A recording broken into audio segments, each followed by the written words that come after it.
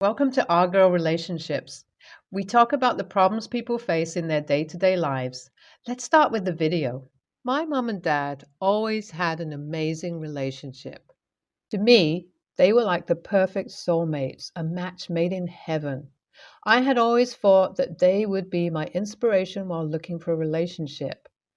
It stayed this way for the first 13 years of my life until one day my life completely shattered and turned upside down.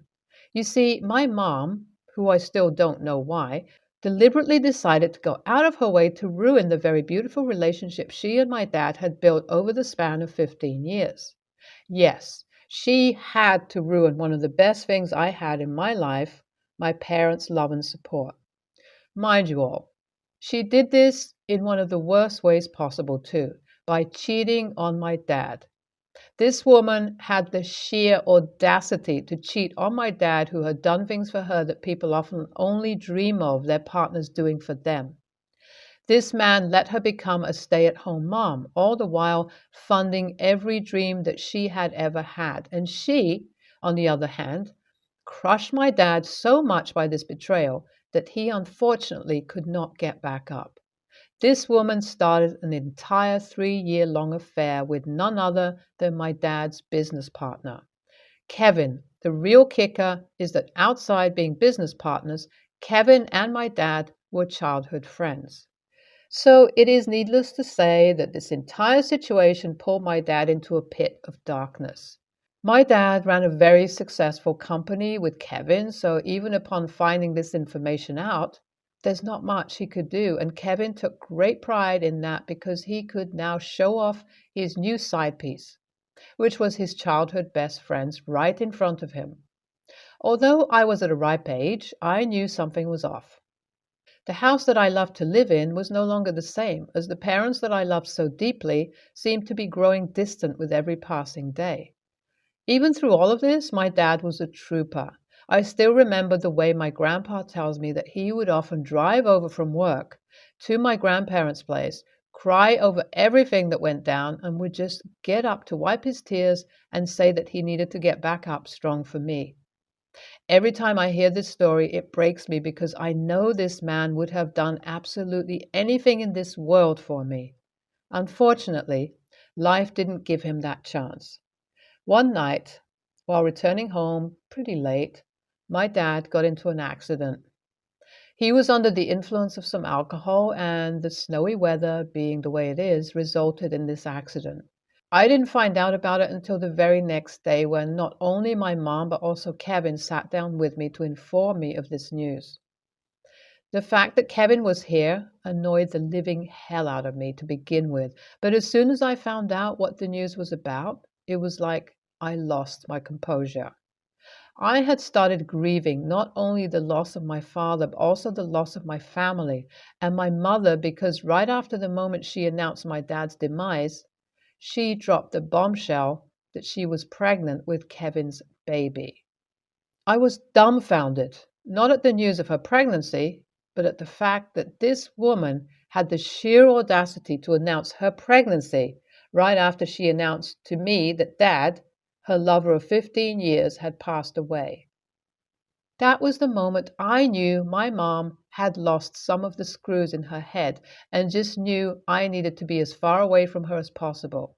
So that was the very first time I left the house to go live with my grandparents. And this was not the last. Ever since the death of my dad, I started spending more and more time with my grandparents. My mom didn't really care, since the passing away of my dad meant that she got the freedom she had been craving all along. I still remember how it hadn't even been a week since my dad passed away.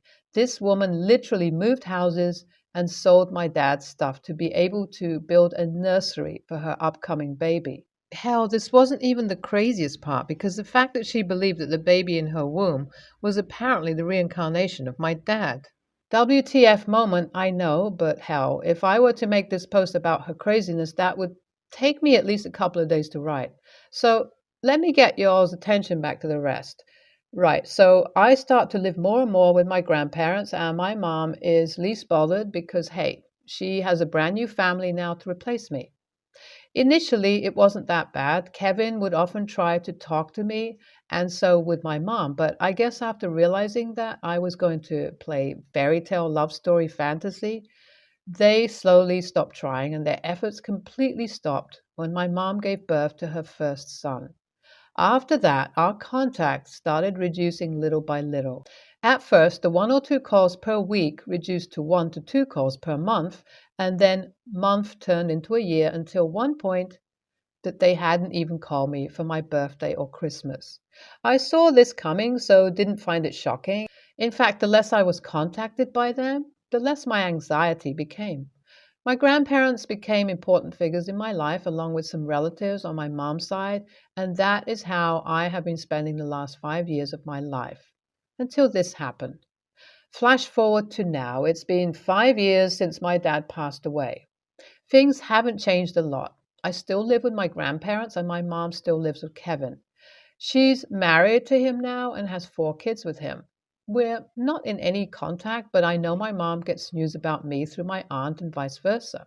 So recently, when my grandpa found out he had been diagnosed with terminal cancer, it was not quite shocking that she called him, but it wasn't for the reason I thought it would be for. This woman went out of her way to contact a bedridden man going through his last few days to berate him for not wanting to involve her children in his will. My grandpa told her that she wasn't going to see a dime because of the way she failed to become a mom to me, let alone a wife and a daughter in law. When I heard this through my grandma, I was sick to my stomach, but little did I know this was the mere beginning. Ever since my grandpa stopped responding to her calls, she has started contacting me, calling me constantly, texting me, and whatnot. It's just not her, though. Her children, as well as Kevin, have been spamming me on the constant. Their messages range anywhere from "we miss you" to "how dare I steal the inheritance from them."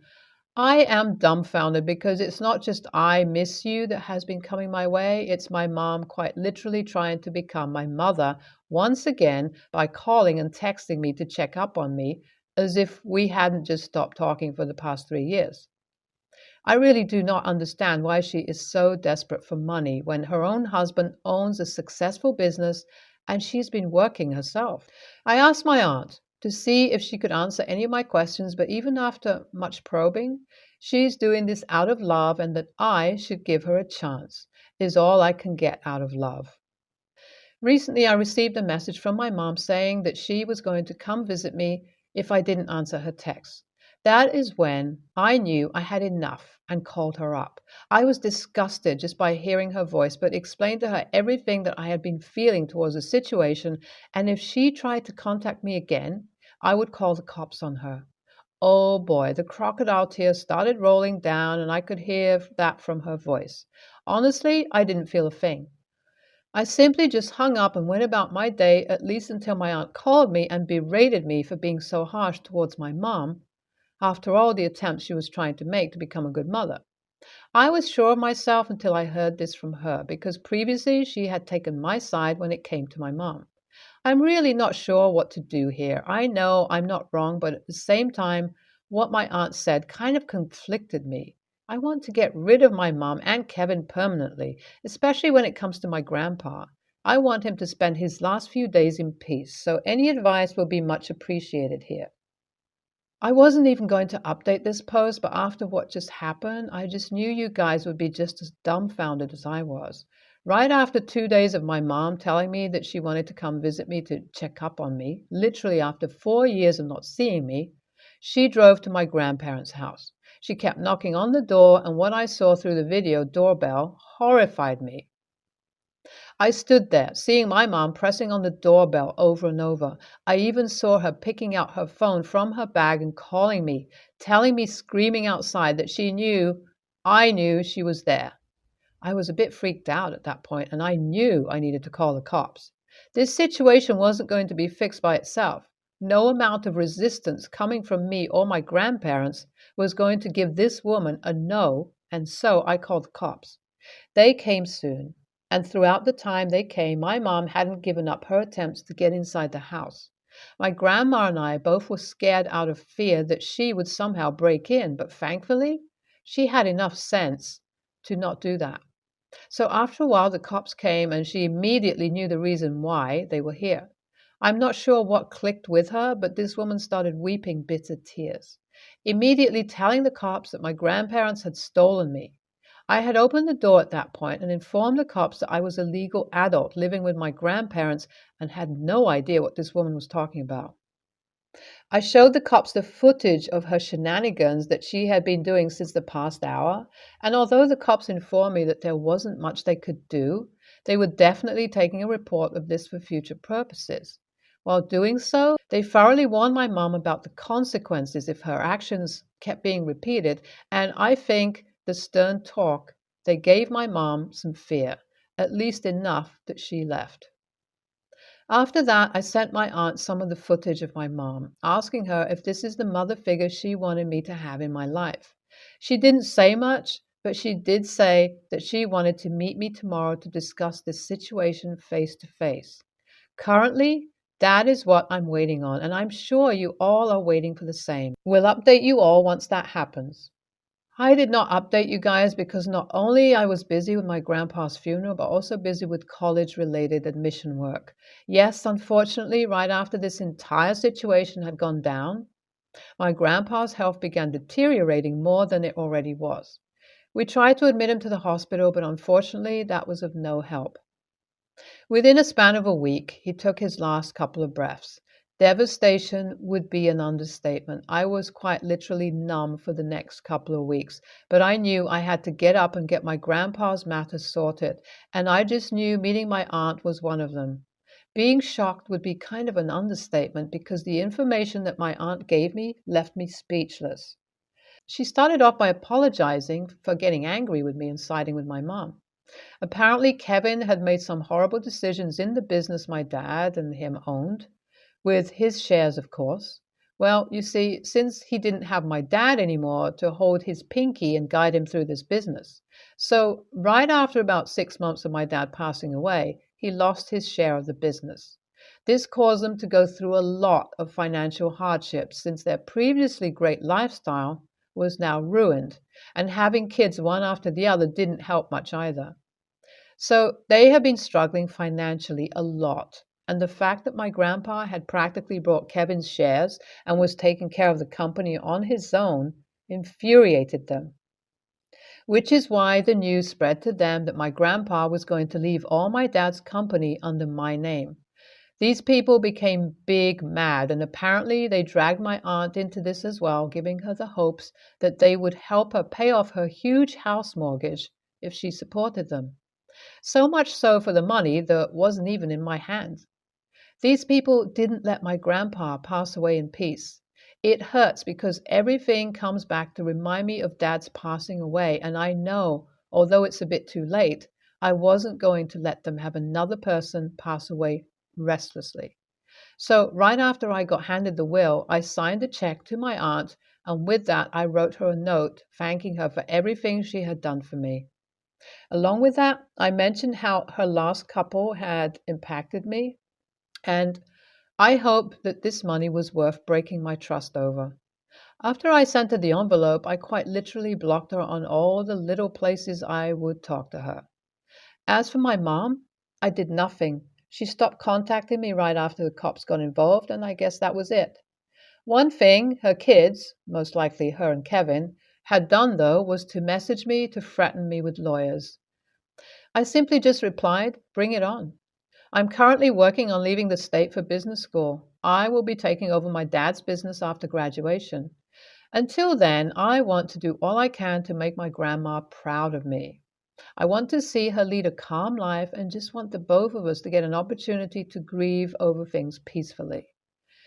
You guys truly made me stronger just through your comments. The love you all gave me is overwhelming. Thank you. NTA, your mom is a horrible person. She was either just never nice or something truly terrible happened with her that she flipped this way. Regardless, I would do nothing in this situation and just wait and see what she does since she has absolutely no leg to stand on, legally and morally. I mean, thinking that your ex-father-in-law would leave inheritance for the kids you had through an affair? Talk about entitlement at its peak. NTA, I'm so sorry for your loss. Your mom is a horrible person, and this post seems like a compilation of her toxic behavior. I would be just as mortified as you are if I had to deal with her again. Just call the cops on her and report her for the spam and harassment. I'm a 35-year-old male, and I have a daughter, Kiki, 7, female, with my ex-girlfriend, Yvonne, 34, and have 50-50 shared custody. Every time Yvonne sends Kiki back home to me, she is in dingy old clothes. They are either too small and cut so she can fit them, stained, have holes, too big, not weather appropriate, long sleeves in the summer, etc. And her shoes are always filthy. I know Yvonne makes less money than me, which is why we have an agreed upon amount of money I send her monthly for Kiki's expenses. My wife, Sarah, 30, also came up with the idea that I just cover Kiki's childcare education expenses since it won't break the bank for us, and that way, Yvonne can just use all the money I send her for Kiki. I just want to send Kiki home in the clothes her mom sent her in, so we started sending her home in clothes we purchased. She would always send her home with the outfit ruined. Sarah's mom bought Kiki some cute new shoes, and Kiki begged to wear them to her mom's. So she was sent home in another raggedy outfit with the shoes completely ruined and muddy. Yvonne said they went to the park in them. Sarah was pissed, so she went and bought a bunch of clothes from the stores like Rainbow, H&M, Walmart, etc. And we sent those over there. So if they're ruined, it will not matter and she can keep all her nice clothes here. Yvonne called us petty and said keeping tabs on clothes and shopping at cheap stores to send to mommy's house is offensive to Kiki and creating a toxic environment. I just don't want my daughter walking around looking a mess when she doesn't have to. It's embarrassing, and I know it doesn't make Kiki feel good. I feel like keeping all her quality stuff and favorite outfits here preserves them so she has it. She doesn't know the difference between the clothes quality and just sees the designs. But Reddit, am I really being selfish and petty? AITA? NTA, Yvonne, I think, purposely sees to it that the new clothes you send Kiki in are ruined. Now she's mad because you are sending Kiki to her in clothes where it won't matter if they are ruined or not. She's the AH. NTA, you are sending her to her mother's in new, clean, well-fitting clothes. Whether they are from Walmart or not is immaterial. If anything, spending money on expensive clothes for a 7-year-old is throwing it down the drain due to how quickly they grow. Your ex needs to spend the child support money on her child to ensure she is well cared for. Sending her in ill-fitting, inappropriate clothing is not doing that. She is creating her own toxic environment and then throwing a shit fit about it. NTA, you're not sending her over there in cheap clothes for no reason or to get back at her mother. You've actually tried sending her over in decent clothes and they get ruined. Let Yvonne call you petty. I would be honest with her. Say that you can't keep providing good clothes that will be ruined, and that's what has been happening. So, to avoid arguments and stress, you're focusing on clothes that can be ruined without breaking the bank. One thing you said, you have an agreement about how much child support to pay in a way that sounds odd. I hope you don't mean that you've decided what to pay. The courts or a mediator should. It may very well be that you're not paying enough, in which case I understand Yvonne's anger. It's just a reality that in most situations the mother provides most of the childcare. If Yvonne was taking care of a baby instead of focusing on her career, then that's why she's poor. It wouldn't be fair if she had to struggle as a result.